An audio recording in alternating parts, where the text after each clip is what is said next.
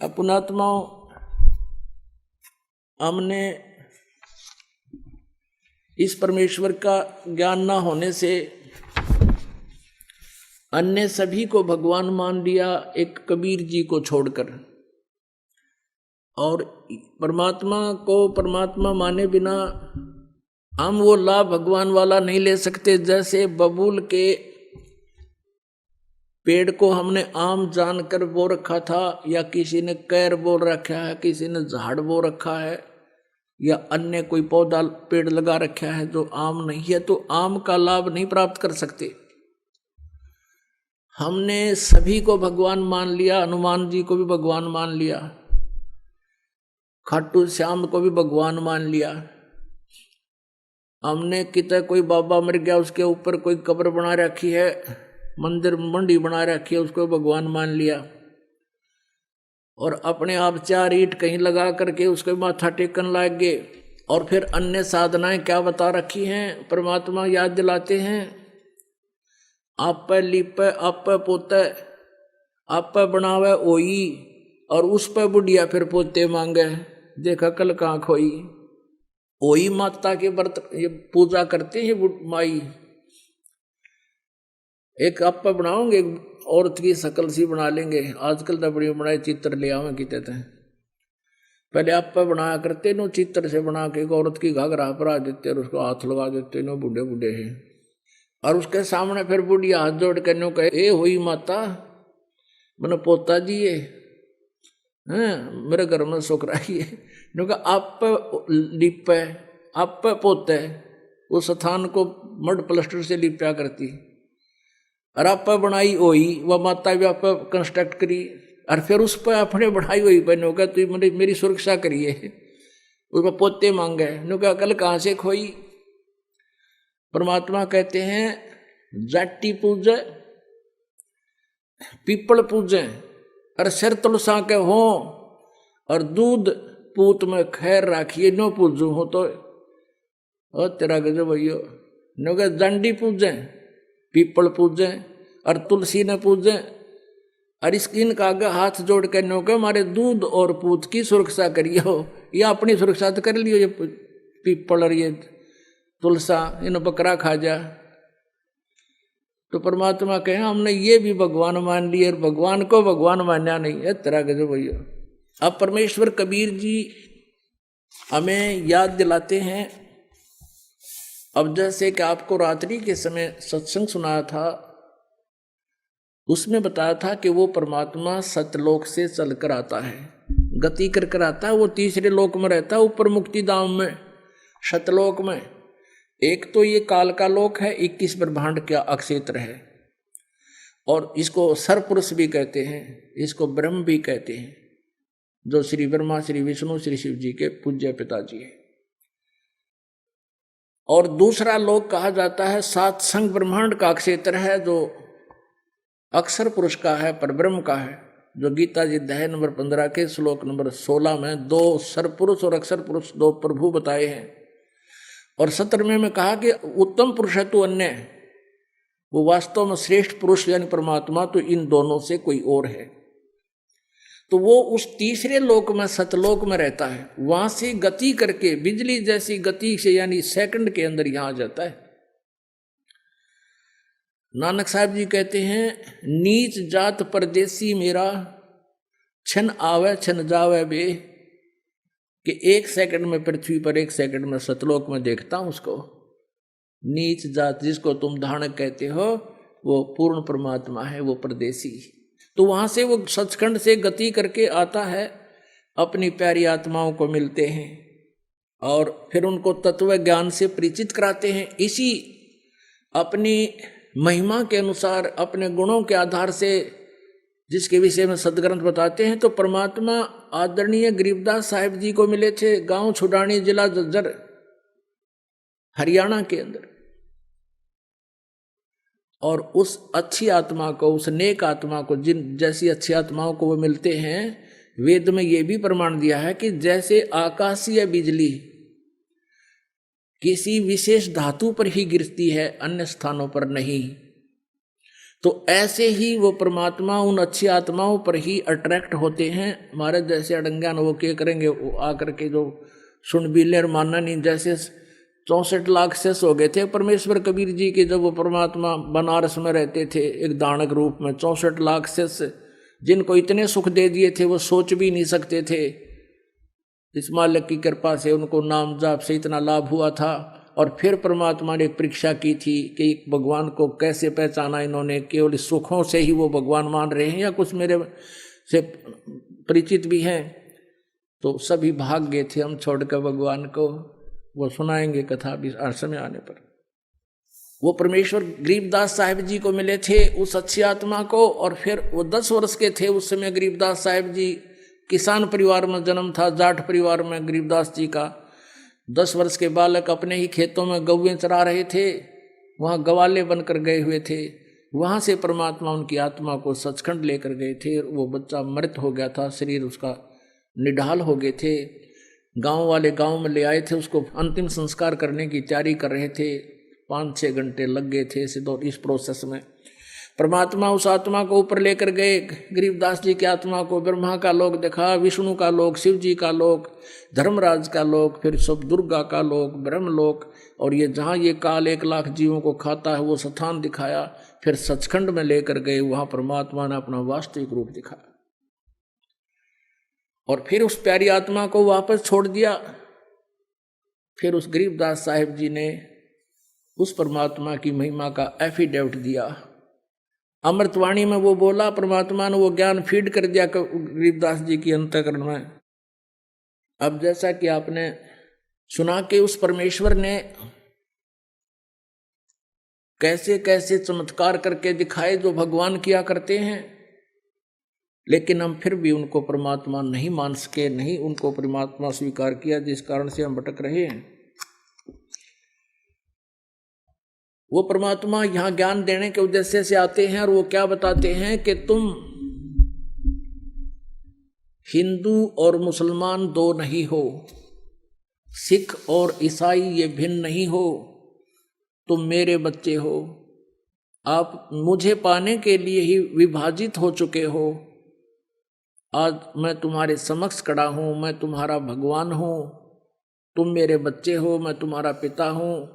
लेकिन इन काल के दूतों के द्वारा हम इतने भ्रमित कर दिए जाते हैं, हम परमात्मा को साक्षात खड़े को भी नहीं पहचान पाते, हम इतने अबोध बन जाते हैं। अब क्या बताते हैं भगवान कबीर परमेश्वर जी, मैं रोवत हूँ सृष्टि को, ये सृष्टि रोवे मोहे। कह कबीर हमरे वियोग को, समझ ना सकता कोई। गोता मारूं स्वर्ग में, जा बैठूं पाताले। कह कबीर ढूंढता फिरूं मैं अपने हीरे मोती लाल। तुम हीरे और मोती लाल हो उस परमात्मा के पुण्यात्माओं, आप जी को ढूंढ रहे हैं परमेश्वर। अब जैसे ये ज्ञान गंगा नामक पुस्तक आप तक पहुंचाई परमात्मा ने, और आप उसको पढ़कर आप खींचे आ रहे हो, क्योंकि ये दास जो है उस कबीर परमात्मा का एक समझो जैसे कबाड़िए होते हैं ना, कबाड़िए, और वो अपने दिहाड़ी पर नौकर छोड़ देते हैं कि भी ये ले जाओ चुंबक। वो क्या करते हैं, लोहे को लाकर कबाड़ी को देते हैं, कबाड़िया उनको तोल कर उसके हिसाब से उनका रेट दे देता है उनको मजदूरी।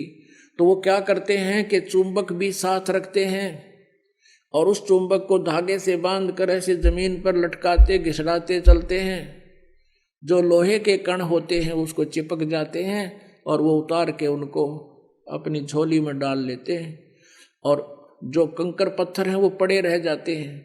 फिर उन लोहे के कणों को जो कि मिट्टी में जर रहे थे, खत्म हो रहे थे, उनका अस्तित्व नष्ट हो जाना था, वो वापस आ गए कहाँ, फिर कारीगर के पास। उसको फिर उन्होंने नए सिरे से उसका कोई नया औजार, कोई चम्मच बना दी, कोई फिर कितना अच्छा औजार बन गया, यानी उनका सदुपयोग हो गया। तो आप जी इस संसार रूपी कंकर, उनमें लोहे के कण थे, स्टील के कण थे, आप परमात्मा के हंस थे और इस परमात्मा ने ये चुंबक फेंक दिया सब जगह और आप उसके चिपक कर आ रहे हो। अरे बाप का नया जीवन शुरू हो जाएगा। तो गरीबदास साहिब जी ने परमात्मा से परिचित होने के उपरांत प्रभु की महिमा का एक कलम तोड़ विवरण किया है। कबीर परमेश्वर की महिमा बताते हुए गरीबदास जी कह रहे हैं कि वो किस प्रकार हमें समझाया करते थे। हिंदू और मुसलमानों को समझाया करते थे कि तुम साधनाएं गलत कर रहे हो। अब परमात्मा काजी मुल्ला जो मुसलमान धर्म को भ्रमित किए हुए हैं उनको कहा करते थे, और उधर से पंडित ब्राह्मणों को, पांडवों को और ये नकली मंडलेश्वरों को कहा करते थे कि तुम साधना गलत बता रहे हो, तुम भी परिचित नहीं हो, इन भोली आत्माओं को गुमराह करके काल के जाल में फंसाए बैठे हो। तो सच्चाई कहने से परमात्मा के कबीर जी के वो सभी शत्रु बन गए थे। कौन? मुल्ला और काजी और पंडित और वो उस टाइम के गुरुवर हिंदू धर्म के। परमात्मा क्या कहा करते थे? काशी जोरा दीन का ये काजी खिलस करंत, गरीबदास उस सरे में झगड़े आन पड़ंत। सुन काजी राजी नहीं आप अलह खुदाए, गरीबदास किस हुक्म से तुमने ये पकड़ पछाड़ी गाय।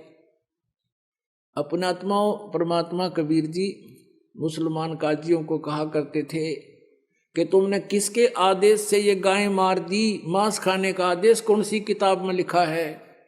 जैसे आप जी को कल रात्रि के समय रूबरू कराया था पवित्र बाइबल से, उत्पत्ति ग्रंथ में, उत्पत्ति ग्रंथ के और अध्याय नंबर 1 के श्लोक नंबर 26 और 27 में स्पष्ट किया, 28 में, कि परमात्मा ने कहा मनुष्य को मैं अपने जैसा अपने स्वरूप में बनाऊंगा, और ऐसा ही परमात्मा ने अपने जैसा मनुष्य को रचना कर दी, नर और नारी करके उनकी उत्पत्ति कर दी।